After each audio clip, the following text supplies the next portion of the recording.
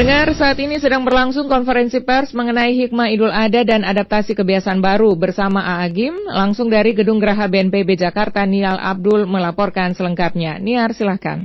Baik, terima kasih Desi dan pendengar. Saat ini kami masih berada di Media Center Satuan Tugas Penanganan COVID-19 di Geraha BNPB, di mana kali ini akan dibicarakan terkait dengan hikmah Idul Adha dan adaptasi kebiasaan baru bersama dengan ulama Indonesia A.A. Gim atau Abdul Hakim Nastiar dan juga Muhammad Hussein, Ketua Umum Rijma Masjid Cut Mutia, dan akan dipandu langsung oleh Dr. Lula Kamal. Berikut kita ikuti bersama. Pada kesempatan kita mengamalkan syariat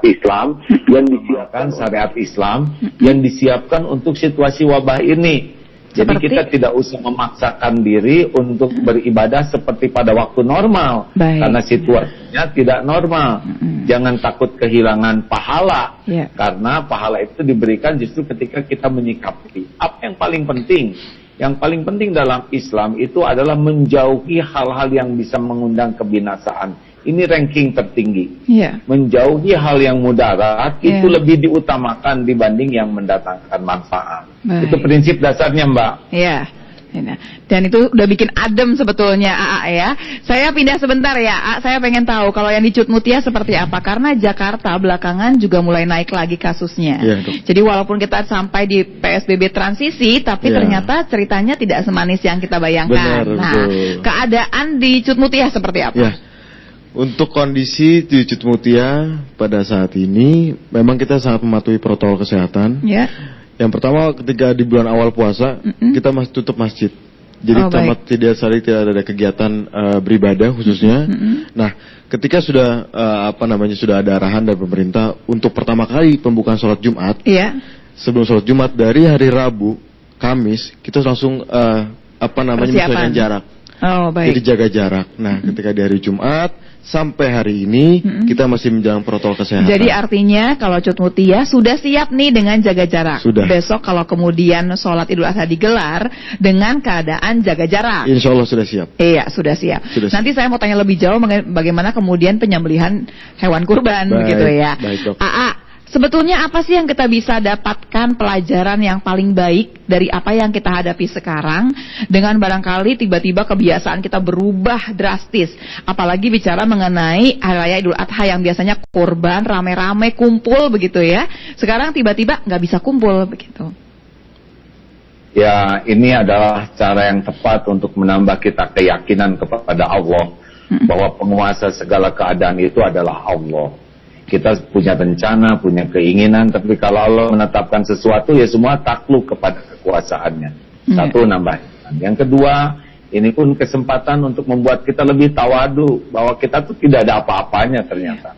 Kekuasaan, kehebatan, kepintaran tuh betul-betul sekarang takluk, ya, sehingga hilanglah kesombongan. Harapannya itu.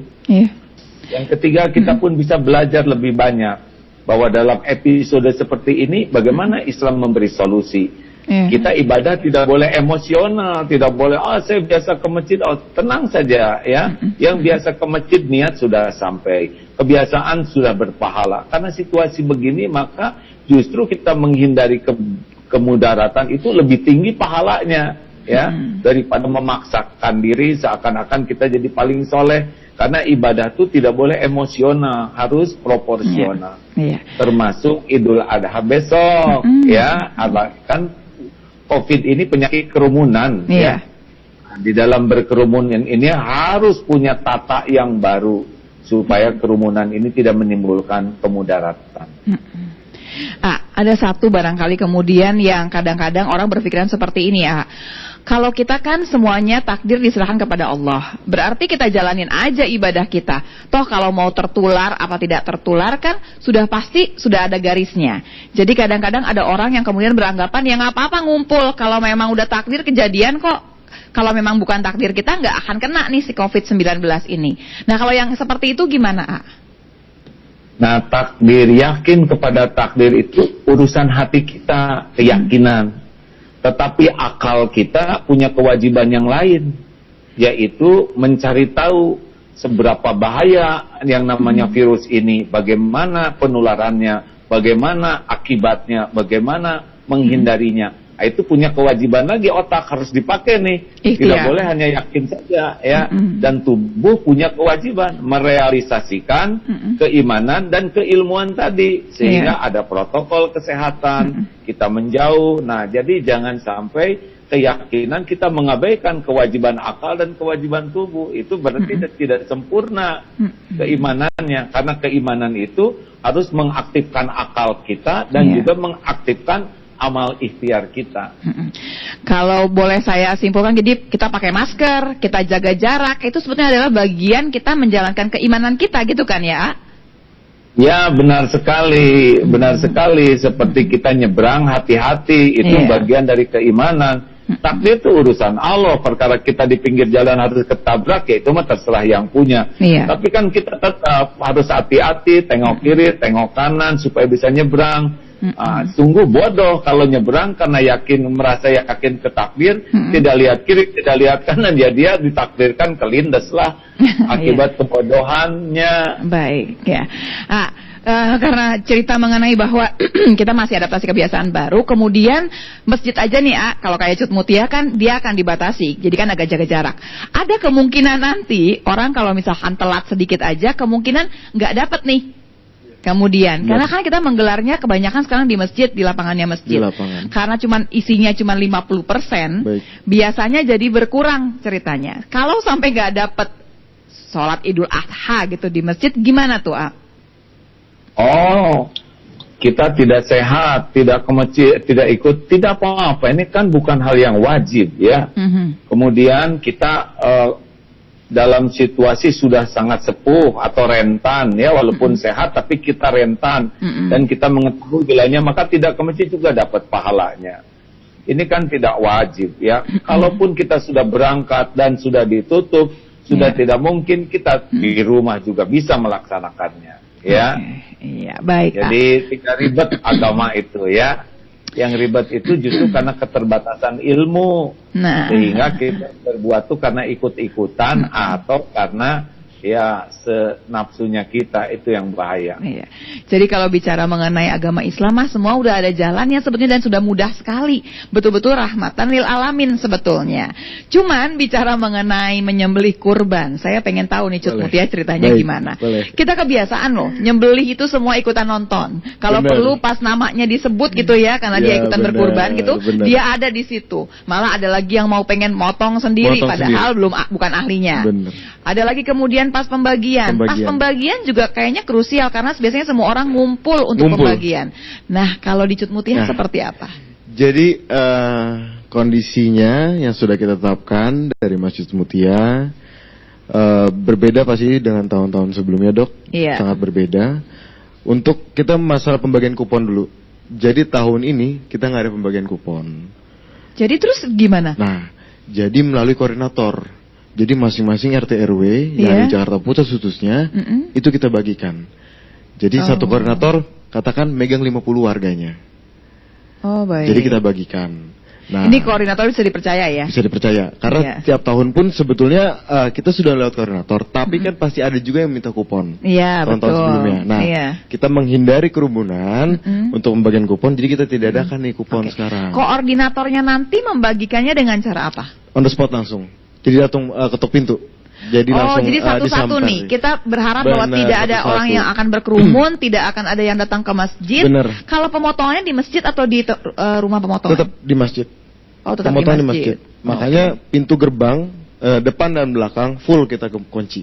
Kita gembok. Motongnya itu bukan hari H-nya ya, bukan, berarti hari Sabtu. H+1. Tapi ini tidak ada orang yang akan ikutan di sana. Tapi akan disebutkan dari siapa, tetap disebutkan. Nah, kita komunikasi bagi penyumbang atau pengurban yang di Masjid Mutia ingin disaksikan atau tidak. Kalau bersedia menyaksikan, kita kasih kalung, Dok, visitor. Jadi sebagai tapi kalau yang korban banyak berarti banyak dong yang nanti mau. Kita perwakilan satu.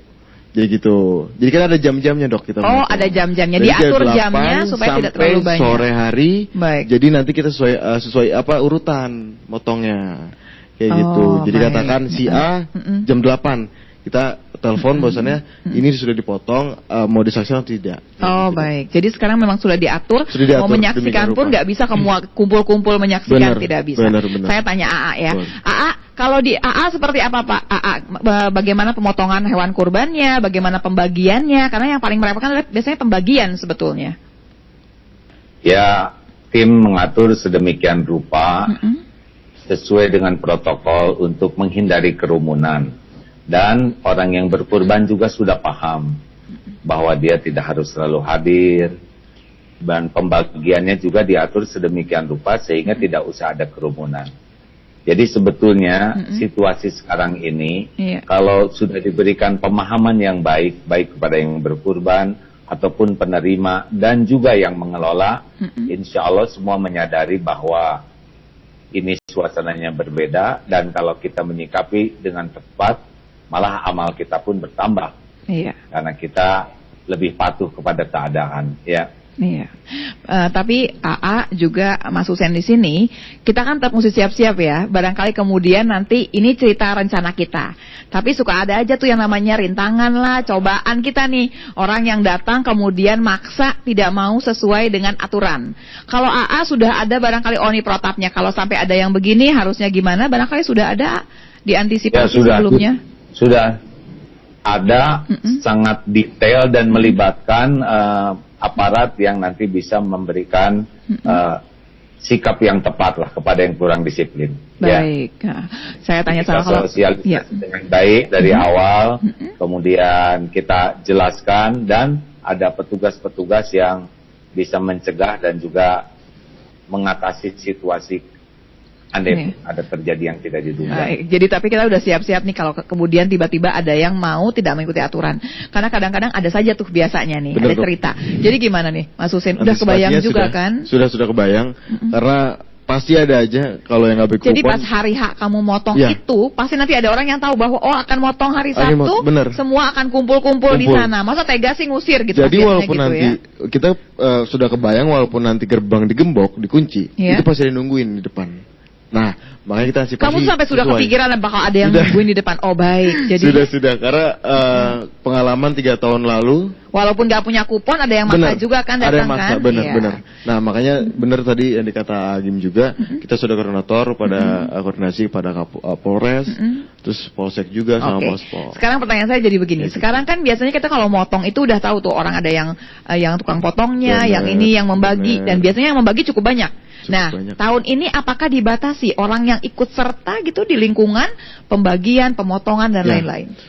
Tahun ini yang masuk di lingkungan Cut Mutia hanya sebagai pemotong, panitia dan yang menyiapkan daging hewan kurbannya. Itu ada berapa orang kamu itu? Akan jaga jarak juga?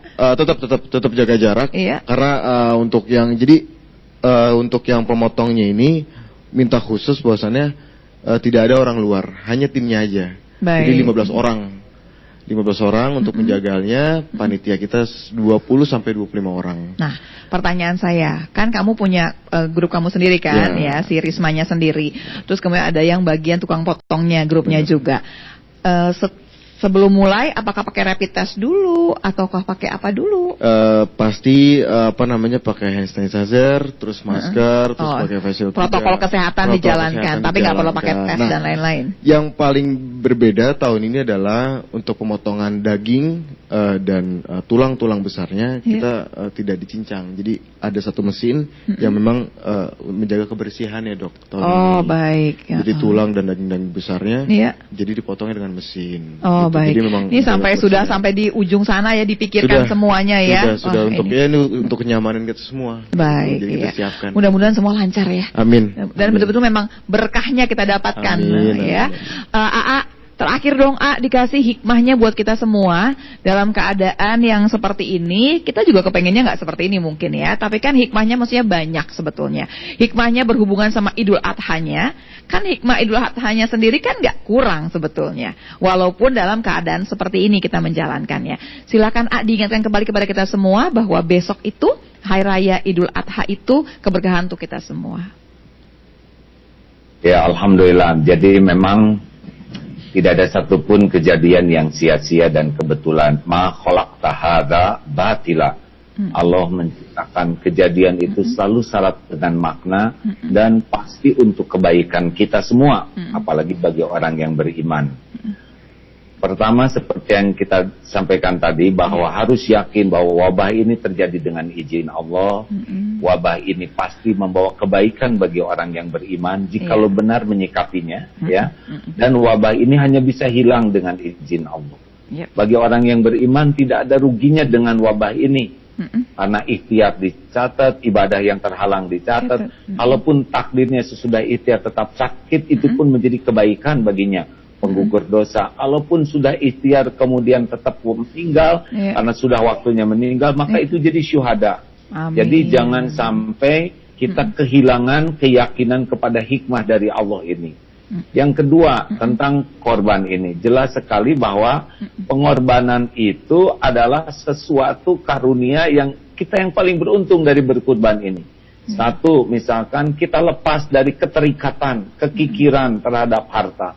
Selama ini kita merasa aman dengan apa yang kita miliki. Padahal rasa aman dan bahagia itu nyata sekali diberikan oleh Allah kepada orang yang senang berbagi, ya. Kekikiran itu sebetulnya sebuah musibah bagi kita.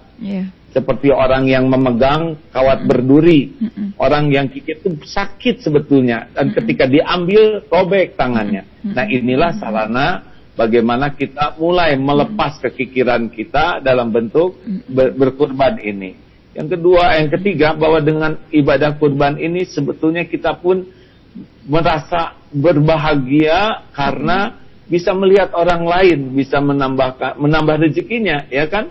Apalagi dalam situasi begini mungkin banyak orang yang lama tidak bertemu dengan daging, Nah, kita senang dengan orang lain mendapatkan rezekinya. Lalu hikmah lain dari semua ini bahwa kita diberi kesempatan mengamalkan syariat Islam yang ada, yang tidak bisa dipakai ketika sedang umum. Jadi kita sekarang bisa tahu, oh ini